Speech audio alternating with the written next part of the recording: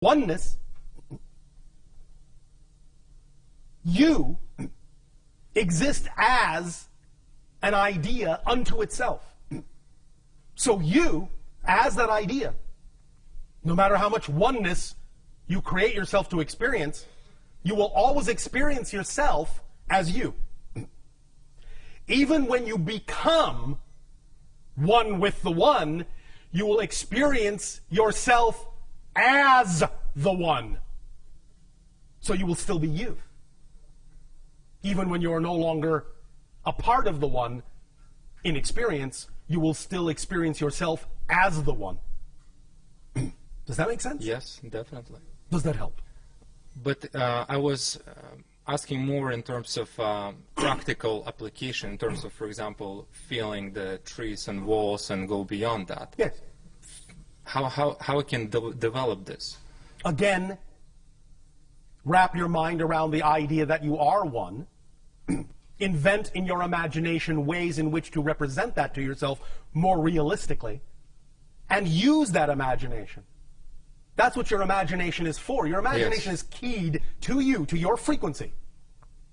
Whatever methodology you come up with that allows you to feel more at one, use that. Use what your imagination comes up with. Your imagination is the conduit between your higher mind and your physical mind.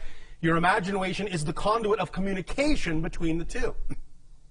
So let us say, for example, if you imagine, for you, if it feels right for you, that you can walk up to a wall, and if by putting your hands on it, that allows you to feel more at one with the wall, or if putting your tongue on it allows you to feel more at one with the wall, or simply imagining yourself passing through the wall and your molecules intermingling makes you feel more at one with the wall, or whatever idea your imagination comes up with that actually creates for you more of the sensation, more of the idea of being one with the wall, then that's the thing to imagine at that moment, whether you actually physically do it or not.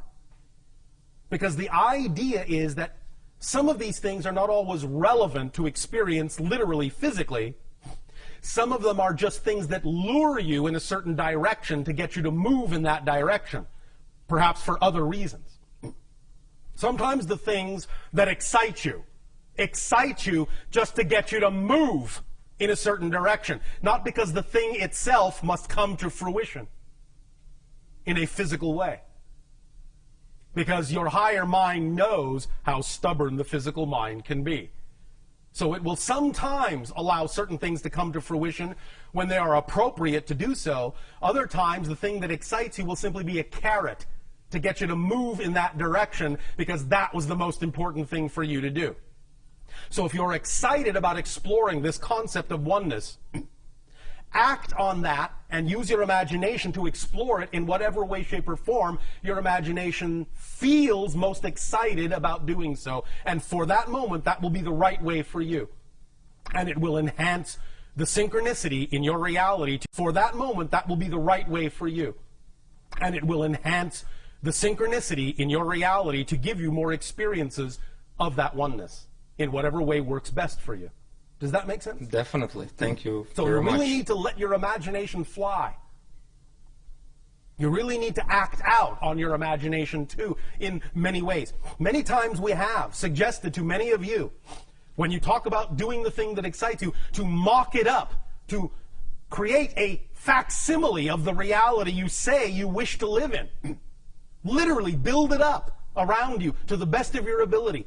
Have representations of it everywhere that you can. Paste it up on your wall. But very few of you actually take the step of making that physical realization, that physical symbology. You keep it very mental. Acting it out acts as the completion circuit. It grounds the idea and lets your physical mind know that it actually has something physical to respond to as a vibration that is more representative of that reality you say you prefer. It's training your physical body to respond to that physical reality by mocking it up and existing in that simulated environment. It doesn't matter that it's a simulation if it makes you feel like it's real. Make sense? Yes. Does that help you? Yes. Oh. I want to understand how the new point of consciousness got born, or new consciousness got born. Probably it's more like a point. Essentially this way. The so-called new point of consciousness is simply the awakening to the level of consciousness that you actually are naturally. The idea is that when you all chose to experience the idea of physical reality on Earth, you understood to some degree that you were going to go through a cycle of forgetfulness and limitation experience. But you are now at the end of that cycle. So you are remembering who you are. You're waking up and remembering who you are as spirits. That's what caused the idea of the spiritual awakening. You have almost completely finished with your cycle of forgetfulness. So it's just the end of a natural cycle and the beginning of a new one of remembering more of who you are and the expansion that simply naturally comes with remembering your true identity. Make sense? Yes. Does that help you? Thank you. Thank you, April. Hi, Bashar. And you good day. It's a privilege and a pleasure to be here with you. It is an honor for us to communicate with all of you as well. Good, thank you. Speak up and be bold so that all may hear what you have to share. I shall speak up then. Thank you. By our thoughts, our choices, and our imaginings, as you said, we create our reality. Through your beliefs and definitions, you create your reality. Your beliefs and definitions determine what kind of feelings and thoughts and behaviors you exhibit. Right. That then reinforce the reality you have created with your belief. But belief is the blueprint. It's the first step. The definition is the key, not just the thought. I know that some people on your planet interchange those concepts and say thoughts create your reality. What they really mean is the basic fundamental belief creates the reality. What you believe is true is what you experience. Then your thoughts will go hand in hand to reinforce that. Good, yes, excellent. And so it's a very individual process, is it not? Yes, but there are collective components to it that you have all agreed to abide by in general. Which are prior agreements as to the structure of the earth and life Yeah. and so on. Yes. Yes. Okay, good, yes. So if I create my reality and it is an individual thing within those agreements, within those prior agreements, Yes. I'm confused about the way in which sometimes you talk about the world that is, as if there's a world out there that we are all sharing Yes. and all seem to be within this same world. Well, in a sense, we understand that sometimes the limitation of the translation of our thoughts into the human language may leave something to be desired and cause some confusion with regard to the definition of terminology. Nevertheless, there is a collective level to the agreement, and there is an individual level to the agreement, in whatever way you choose to experience it, in whatever kind of world experience you choose to believe you're having, which is also created by individual and collective agreement. Does that make more sense? Can you give us some more? The idea, again, is that when we say the world out there, we are simply referring to the idea of the illusion of physical reality. Yes. We know there really isn't a world out there. Yes. It's all happening within your consciousness. Yes. But when we use that term, we are more often than not referring simply to the idea of the experiential reflection, the mirror of physical reality that seems to be outside you. Okay. We simply don't always take the time to explain it in every single detail, assuming that you basically understand the analogy we are making without having to explain every aspect of it. But sometimes it requires a deeper explanation, depending upon the conversation. But fundamentally, we understand that it all takes place within consciousness, that there really is no outside, there really is no out there. But the experience of it is real, even though the thing itself is not. Does that make sense? Yes. So if I believe that the world is going to hell in a handbasket, then I inhabit a world that is going to hell in a handbasket. Then you're in the basket with it, yes. Yes. And if I believe that the world is not going to hell in a handbasket, I live in a world that is thriving and prosperous. Yes. Yes. Now, you have for many thousands of years, in your terms of counting time, in that experience, linearly speaking, agreed to have coexisting varieties of belief systems. Now that you are waking up, more and more, every day, bit by bit, you will start by selective vibrational resonance choices, slowly start to see, bit by bit, only the worlds that are more representative, only experience the realities that are more representative with the vibration of your overall natural choosing, rather than experiencing so many vibrations that are not representative of it. But for a while, and for a long time, in your terms of time, you have been willing to experience many vibrational reality ideas that are not necessarily aligned with your preference. And that will continue for a little while, until such time as you all really hone in on the frequencies of your preference and really start shifting yourselves to realities that are more and more representative and reflective of the vibration of your preference, and less representative and reflective of vibrations that are not. Make sense? Yes. And? When you use the term, you are waking up, Yes. it sounds like you're talking to all of us collectively here. Well, generally speaking, because if that were not the case, we probably wouldn't be having this conversation. Okay. But there's a version of me that probably didn't even make this meeting tonight, right? Correct. In some reality, you are not here. Exactly. And so there's... But that's not really you, in that sense. That's him. I understand. I understand. Good, thank you. Thank you. One last thing. Yes. One last thing. Yes. If I create my reality, Yes. then I am creating you. Yes. Correct? You are creating your version of me in order to experience me in your reality by collective agreement.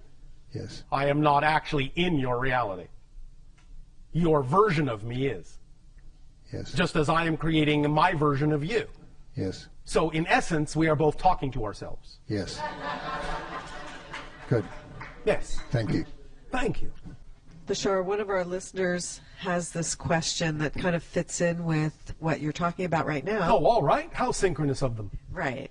And you'll probably say you've already answered this. Maybe. Maybe not. Maybe not. To what extent am I making up my reality? Sometimes I feel like I'm making it all up and I'm the only one who is really here. Yes. Is that true? Yes. But remember, it's not this or that, it's this and that. You are making it all up, and you are doing it in concert with others who are also making it all up. That's the paradox.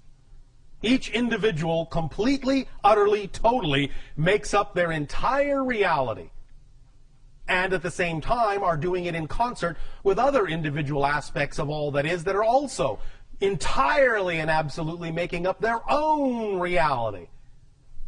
At the same time, they're doing it in concert with each other. It's thank you, good day. And good evening. Oh, all right, good evening. Would you say a little more about following your excitement in reference to the struggles we often experience with trying to act in our best understanding with what Sounds we like perceive. you're struggling with the sentence. Yeah, well, yeah.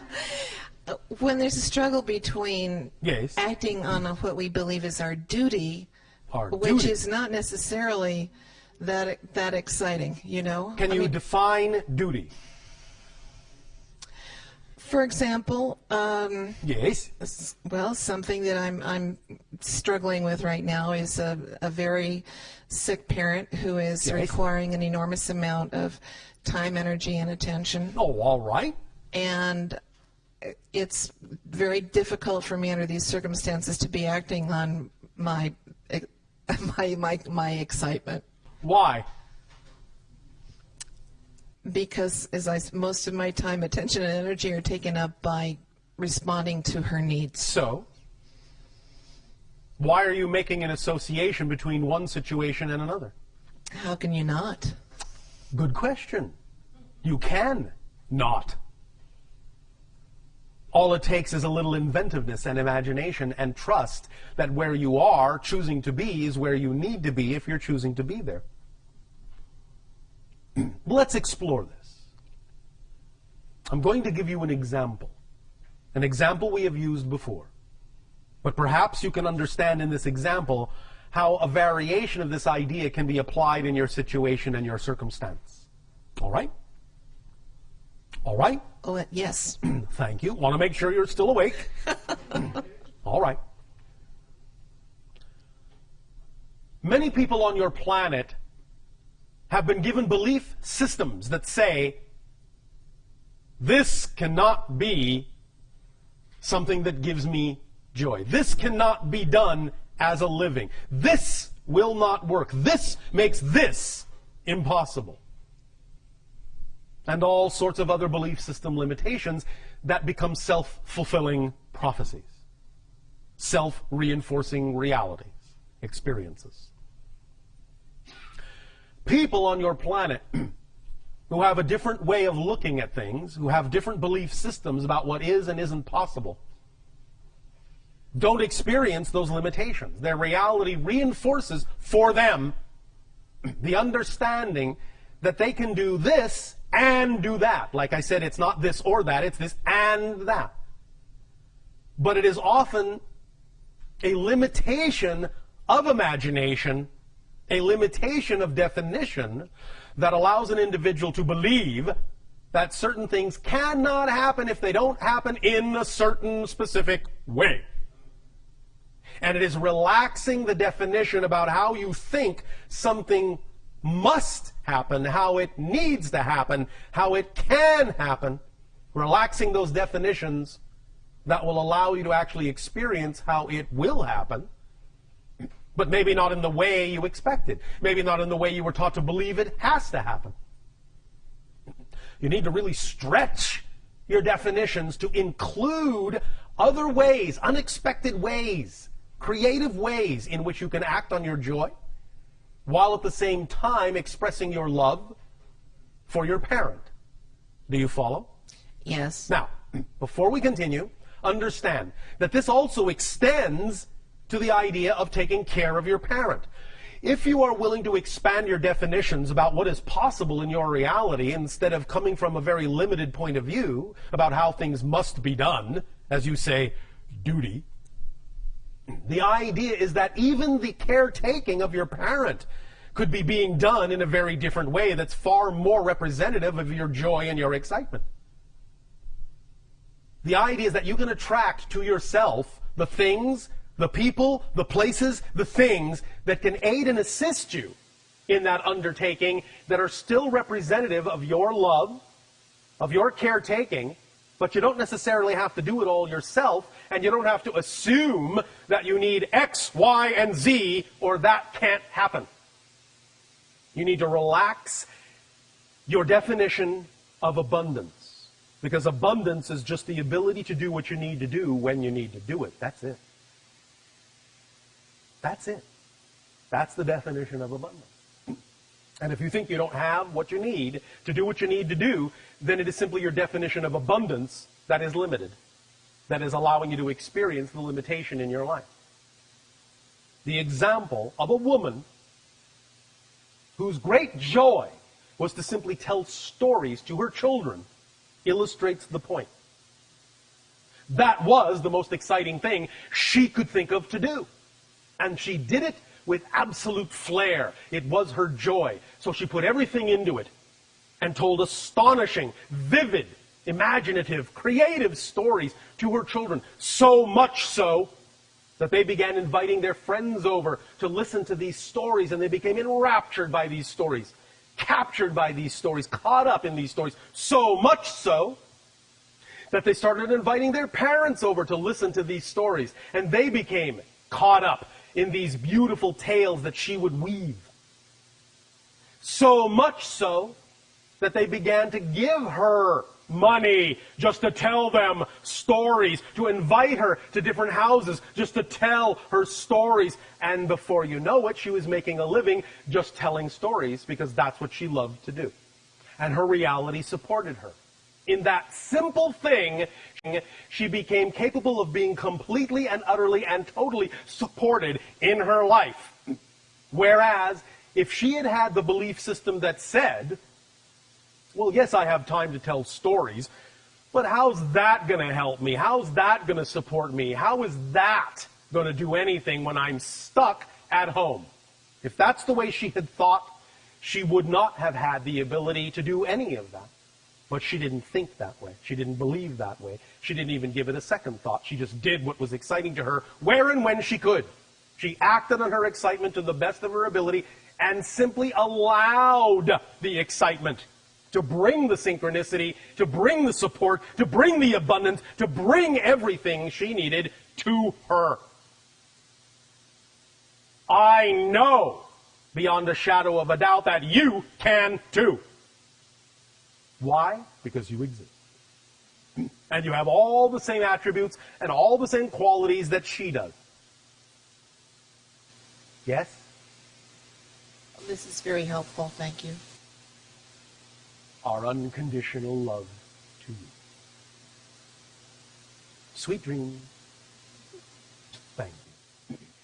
We will extend at this timing to each and every one of you our deepest appreciation for the co-creation of this interaction and the allowance of this transmission. We will continue with part 2, brick walls and beliefs, and the thorough X-ray examination of the structure of beliefs in what you call tomorrow of your time, which shall be a moment for me. We wish you all an exciting and creative and imaginative good day.